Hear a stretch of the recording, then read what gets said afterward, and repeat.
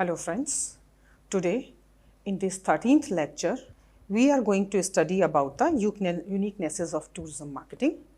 And in this lecture, the topics which we are going to cover are direct marketing in tourism, global marketing in tourism, and green marketing in tourism. So let us start this by discussing direct marketing. What is direct marketing? Whenever any travel management company, most of them are travel agencies and tour operators, whenever they directly promote and deals with their customers, bypassing any third party distribution channel or any intermediary, then that is called direct marketing. Means these producers, they directly try to promote and sell their product to the consumers, and there is no other intermediary which is third party in between. Yes, those outlets, sales outlets, which are already a part of the company, like company's own sales office, regional offices, that is fine because they are the part of the producer company itself. But third party intermediary will not be there in between. So we have understood one thing, that company cannot be present, the producer cannot be present in every nook and corner of the world, right? So it means that it certainly needs to use some kind of communication technology to communicate its products to its consumers or the sellers. So for this purpose, they use ICT based media, information and communication based technology. And this information and communication based technology is usually personally in nature. Why personally in nature? Because here the producer is directly communicating with the consumer or the customer. So more kind of personalization is possible here. So most of the time they try to bypass the mass media and use the personalized media. So it can be, WhatsApp, it can be a WhatsApp message, it can be a mail, it can be a SMS, something of the sort which is directly going to provide information from the TMC to the tourist. So the choice of media to communicate becomes very vital, very important here, because this media has to be such which is preferred by the tourist himself. Like nowadays when we talk about, people are using more of WhatsApp, lesser of SMS. And if we talk about even to a more, tourists who are not much into, this mass communication kind of a thing, then they are using Telegram, because Telegram is then another, media which has just emerged. So couple of years back, people were more into SMS, then people emerged into WhatsApp, now they are emerging into Telegram. So that's how actually we have to be very clear about, or the TMC has to be very clear about the media which it is using. This media has to be as per the convenience and choice of the tourist. Now this is a little expensive process. Why? Because it requires expertise. Why expertise? Because we are delivering here personal messages. So it requires an expertise, it requires better connectivity also. Connectivity through different means of communication, as well as an approach to the, approach means reachability to the tourist directly. So this is comparatively an expensive process, being personal in nature, not a mass kind of a thing. It is for a particular person, a particular tourist, or a particular class of tourists. So that's how it is little expensive in nature. So when a company decides whether to go for direct marketing or for IM means indirect marketing, it has to be a combination of both, because direct marketing may be providing access directly to the customers, directly to the tourist, but then it is expensive, So where the expenditure is higher. While when we talk about indirect marketing, it is economical, but maybe since it is not personal in nature and it is to the masses, it it actually its effectiveness is little lower. So that's what we need to understand here, that whenever a company decides upon whether to use a direct marketing or an indirect marketing, it is always advisable to do a balance of a combination of both of them and to use both of them. Okay. Now, what are the tools which may be used in case of direct marketing? It can be a catalog, it can be a mailer, it can be a flyer too. Now, this catalog can be either e-catalog or it can be even a physical copy of the catalog, sending a courier directly to the your customer. Both ways it is absolutely fine. Okay. It can be mailer, it can be flyer. I am saying again, it can be a digital copy as well as physical copy, both. Okay. Now, companies with a smaller advertising budget, they usually typically prefer it. Now, you must be thinking that just before few minutes back, I told you it is expensive. Then how come companies which have a smaller advertising budget, they prefer it? They prefer it because it is more of personal in nature. It is giving an approach, a reachability directly to the consumer. So in that way, its effectiveness is higher. So maybe the combined budget, if this has been done at a larger level, may go very high. But with those companies which have a smaller advertising budget, which cannot afford to do advertising at a very large level, they go ahead with this kind of a personal message and they get a return out of it because it is more. It provides better connectivity, it provides better reachability to the tourist. So its effectiveness is higher. The output, the return which comes on return on investment of this kind of an advertising or this kind of a marketing is higher.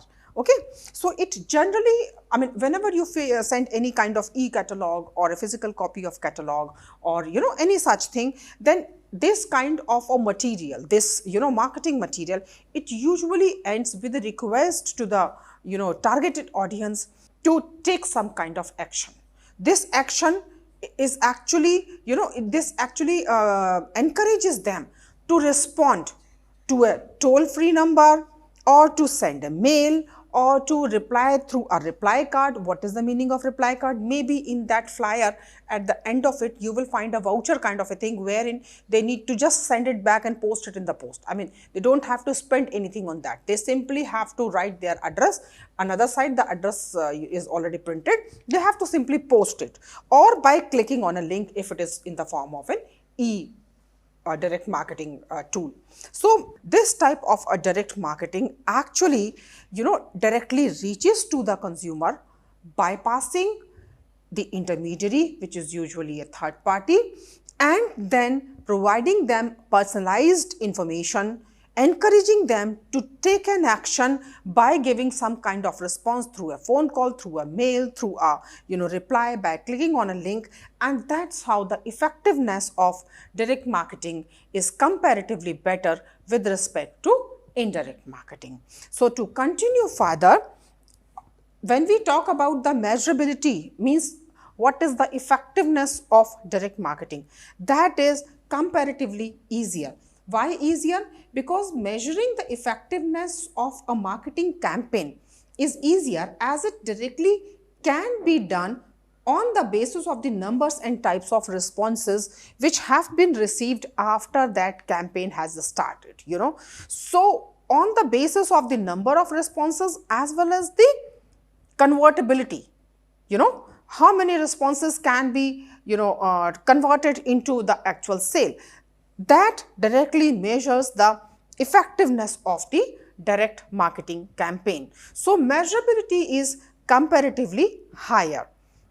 Now, it is more effective, this direct marketing is more effective when actually companies have a list of prospects, They know who are going to be their targeted audience, to whom they have to address their campaign, to whom they need to reach with this kind of information which they want to, convey to the people.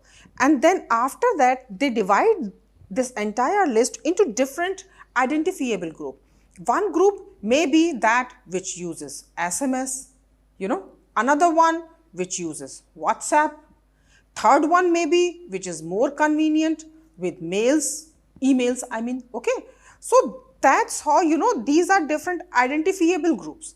And by having this kind of different, segmentation of these prospects, companies can directly reach to these people, resulting into providing them better services, customizing their product, providing them information which they exactly need as per their needs. So this tailor-made product, tailor-made services, information, specific information which is being required, these things are very effective here.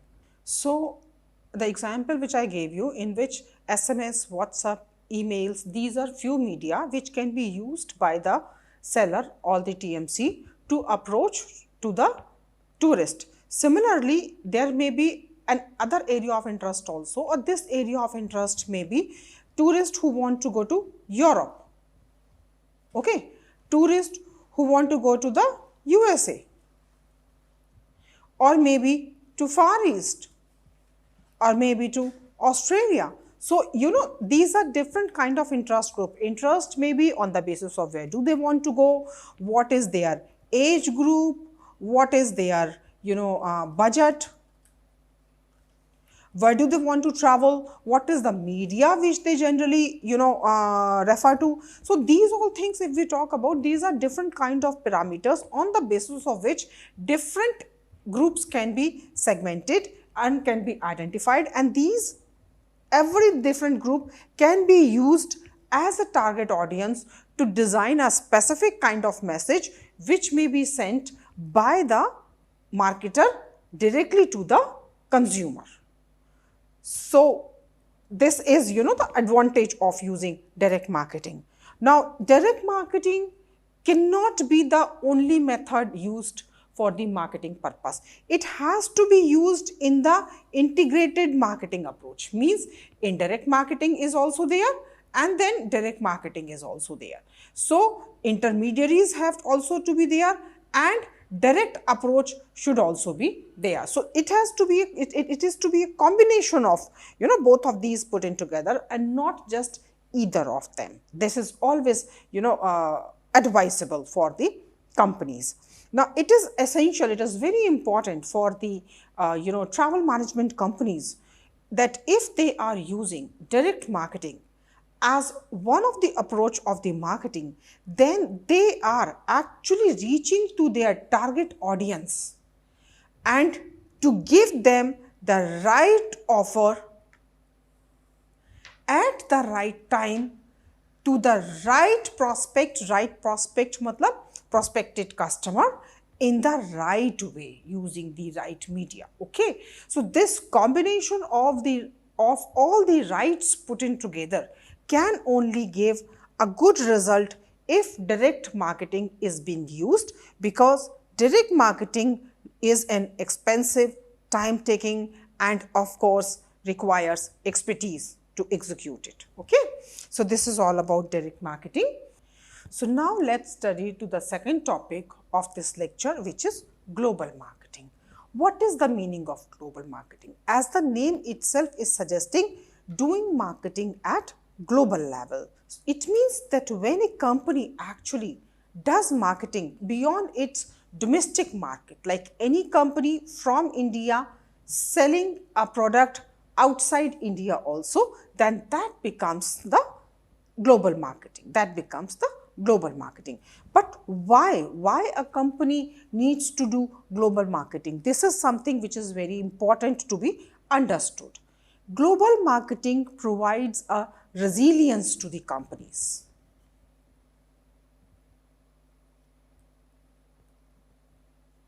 Resilience towards financial stability, okay.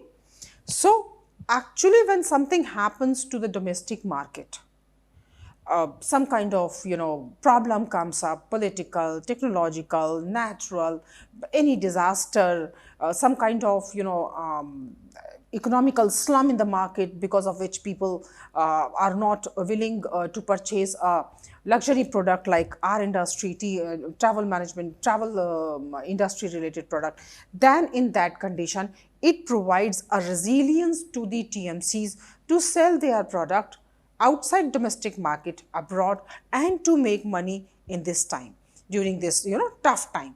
Now number second is some international market, they provide a higher profit opportunities. Like you talk about any product which is being sold to any market from India which has a harder currency. What is the meaning of harder currency? Means those currencies which are comparatively expensive with respect to Indian rupees or INR. So like USD, pounds, euro, all these companies are, all these currencies are such currencies which are comparatively expensive. So these markets have a higher opportunity to make profit by selling every unit, on every single unit. So that's why companies, they try to do global marketing, they do global marketing to make higher money. Now it also provides a larger customer base in terms of number of customers which can be approached, total market base. So if any company is selling its products only in India versus to a company which is selling its product outside India also, that is that is providing a larger customer base to this TMC. So that way companies try to sell their product outside the domestic market also to have a larger customer base. And it is a very interesting phenomena to know that companies also do global marketing to counterattack the competition. Those companies, those transnational companies which come to India and sell their product in India itself, the Indian companies, they counter-attack these companies, give them competition in their own domestic market. So this is also one of the reasons why companies do global marketing. Now most of the products, if we talk about any tourism management, any tourism products, most of the products are global in nature, are international in nature. People travel from India to abroad.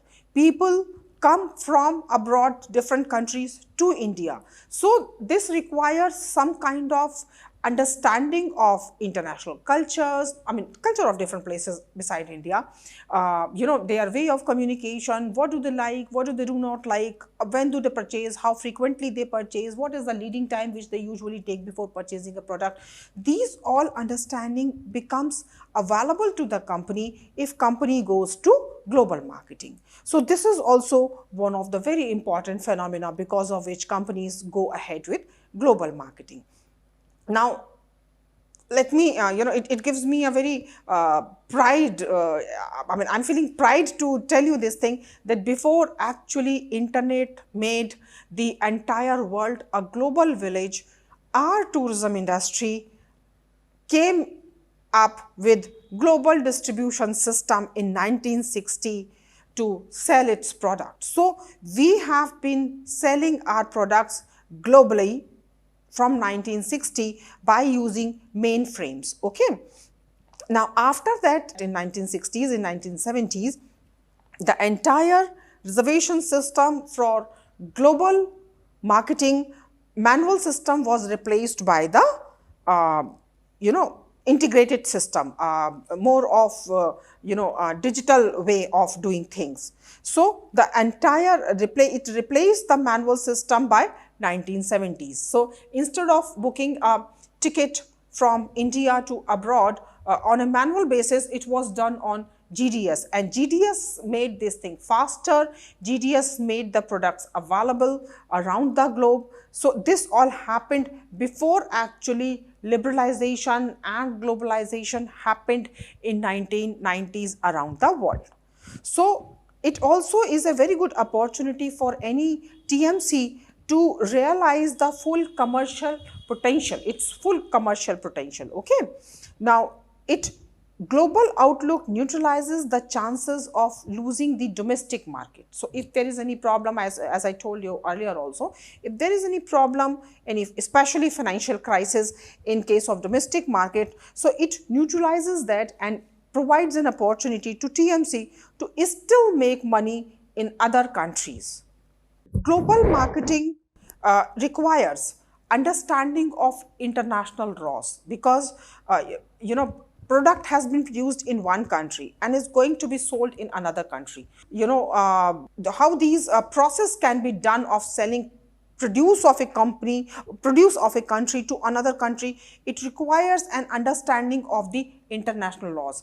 Also the treaties which are existing between two countries.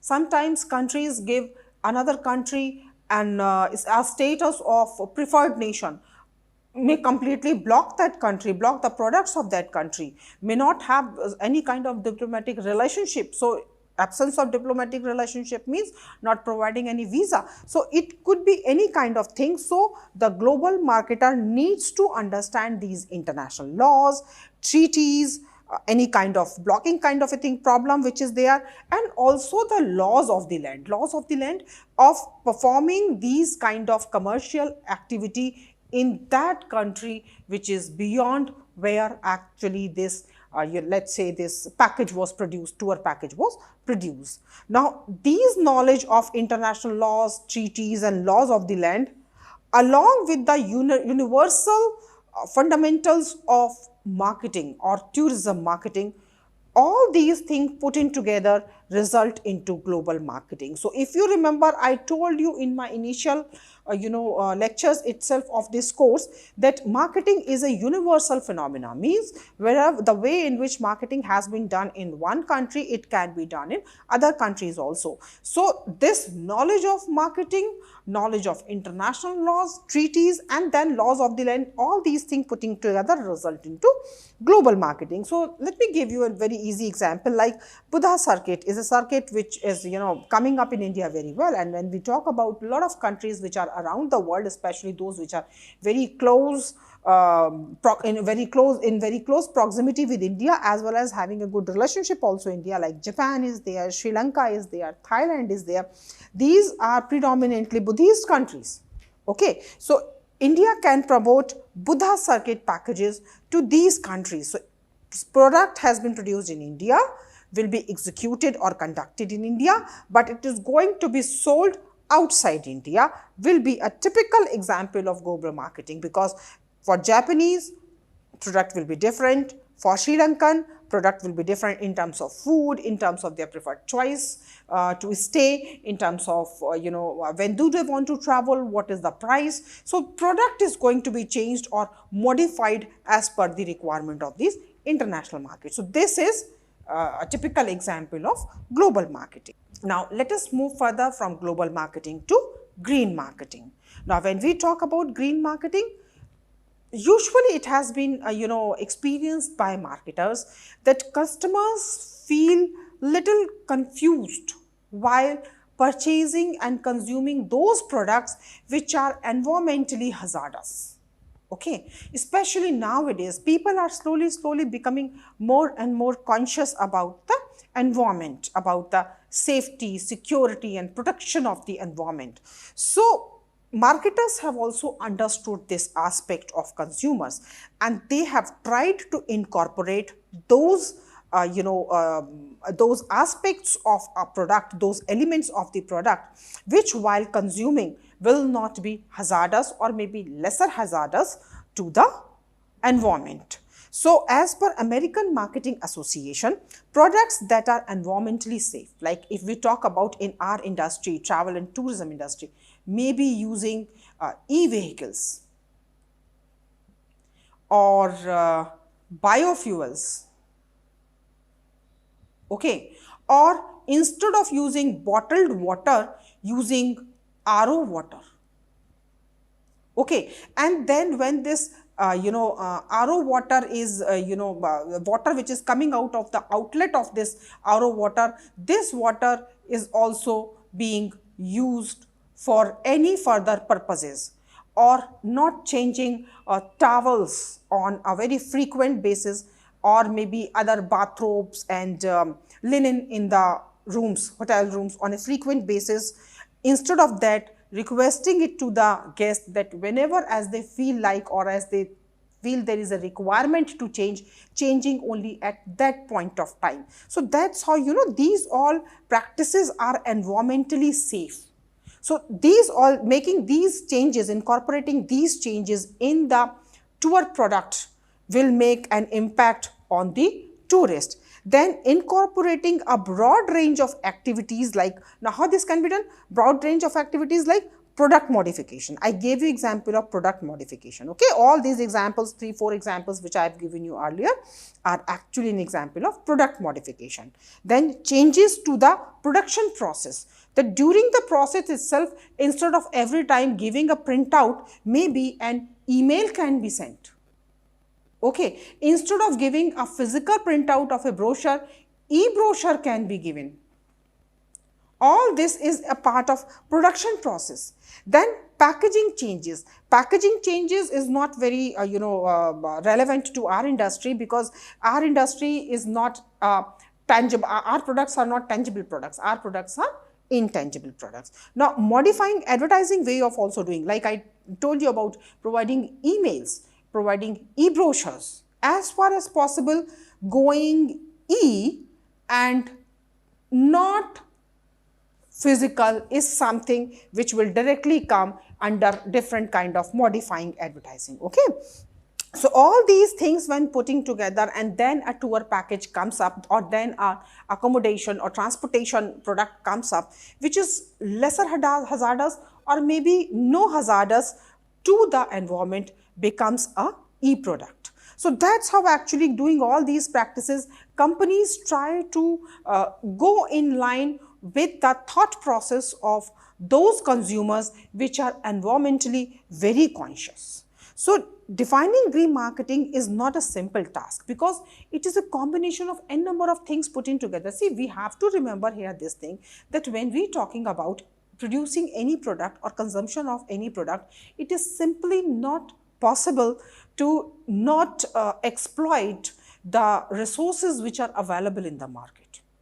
So we are not talking about, we are not discussing here not using the resources, but we are talking about optimization of the use of resources in such a way wherein, they can replenish themselves, we can minimize the use, or we can produce such things which can be recycled easily, like not using plastic. Instead of using plastic, we simply use metal jugs which are already available, which can be reused.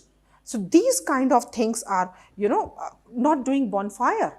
Why to do bonfire and burn, wood, and then create so much of, smoke in the environment? So these are all such things, activities which can be done, like every aspect of a tour product or a transportation or accommodation, which can be modified in such a way which is becoming more and more in line to the natural processes and not producing any hazardous output, will become a part of green marketing. So that's how defining green marketing is not a simple task. Its meaning are very diverse, and it uses such activities which are very much varied in nature. So that's how actually green marketing is being done in tourism industry. Now, other similar terms which are being used instead of green marketing in different parts of the world are environmental marketing or ecological marketing. So, at the end of this lecture, I have provided you few books. You can refer any of these books to enhance your knowledge on these topics. So, with this, I am stopping this lecture here, in which we have covered direct marketing in tourism, global marketing in tourism, and green marketing in tourism. Thank you.